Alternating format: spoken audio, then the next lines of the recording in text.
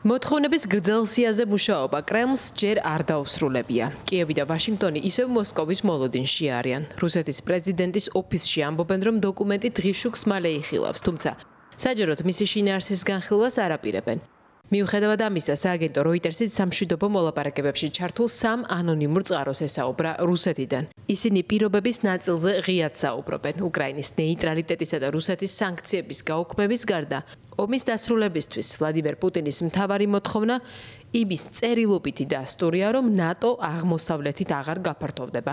ეს კი უკრაინასთან ერთად საქართველოს, მოლდოვასა და პოსტსაბჭოთა სივრცის სხვა სახელმწიფოებს ეხებათ.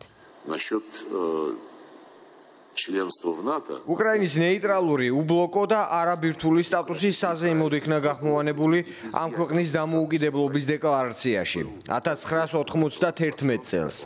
სწორედ ეს სამუდამო ვალდებულება გახდა უკრაინის როგორც დამოუკიდებელი ქვეყნის აღიარების საფუძველი, როგორც რუსეთის, ისე საერთაშორისო საზოგადოების სხვა წევრების მხრიდან.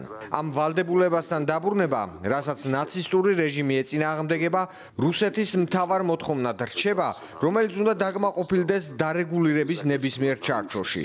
ეს საკითხი 2024 წლის აპრილში სტამბოლში გამართულ მოლაპარაკებაზეც ითქვა.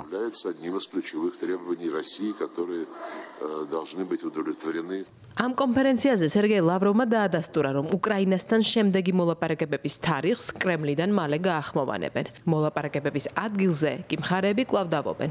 ამაზე ირონია არ დაუმალავს ბერლინში ვიზიტით მყოფ ვოლოდიმერ ზელენსკის, რომლისთვისაც გაუგებარია, რატომ სურს რუსეთს მოლაპარაკებები ნატოს წევრ თურქეთში და არა ნეიტრალურ ჟენევაში, თუმცა ყველა თანხმდება, რომ ადგილზე მეტად მნიშვნელოვანი მოლაპარაკებების შინაარსი იქნება.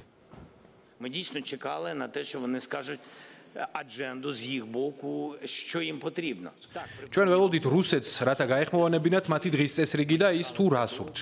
ტყვეთა გაცვლის შემდეგ მათ თქვეს, რომ იქნებოდა მემორანდუმი, არ ვიცი კიდევ რა იდეით გამოვლენ. ჩვენი მხარე დაეკონტაქტა რუსებს, კერძო თავდაცვის მინისტრმა დაურეკა მომლაპარაკებელ მედინსკის. მათ თქვეს, რომ რამე იქნებოდა, მაგრამ არაფერი მიგვიღია. გკითხეთ ამერიკის შეერთებულ შტატებსაც. თქვეს, რომ ისინი ელოდებიან. ყველა რუსეთის მოლოდინშია, ეს ყველაფერი პუტინს ეხება და მის სურვილს, რომ პროცესი გააჭიანუროს. ისინი გამუდმებით ეძებენ მიზეზს, რათა გააჭიანურონ ფორმატი, რომელსაც ომის დასრულება შეუძლია. Америки вони також чекають, всі чекають. ეს განცხადება უკრაინის პრეზიდენტმა გერმანელ პარტნიორთან შეხვედრაზე გააკეთა, სადაც მან შეიტყო, რომ ბერლინი კიევს დამატებითი 5 მილიარდი ევროს ოდენობის სამხედრო დახმარებას გამოუყოფს. ფრიდრიხ მერცმა გრძელ მანძილზე მოქმედ რაკეტებზე დაწესებული შეზღუდვის მოხსნის შემდეგ უკრაინას ისიც უთხრა, რომ ქვეყანას გრძელ მანძილზე მოქმედი იარაღისა და დრონების დამოუკიდებლად წარმოებაშიც დაეხმარება. ხელშეკრულებებს ხელი უკვე მოეწერა. მერცი თვლის, რომ მოლაპარაკებების პროცესში პუტინის არასწორი ნაბიჯების შემდეგ დასავლეთს ყველანაირი ლეგიტიმური უფლება აქვს კიევს დაეხმაროს. დღეს ჩვენი თავდაცვის მინისტრები ხელს აწერენ დეკლარაციას, რომელიც ხელს შეუწყობს შორმანძილზე მოქმედი შეიარაღების წარმოებას უკრაინაში. ეს უკრაინას დაეხმარება დაიცვას თავის სრულად, მათ შორის იმ სამხედრო სამიზნეებისგან, რომელიც მისი ტერიტორიის მიღმა არსებობს. ჩვენ არათუ გავაგრძელებთ, არამედ გავაძლიერებთ ზეწოლას რუსეთზე, რათა კრემლის სამხედრო მანქანა შევასუსტოთ.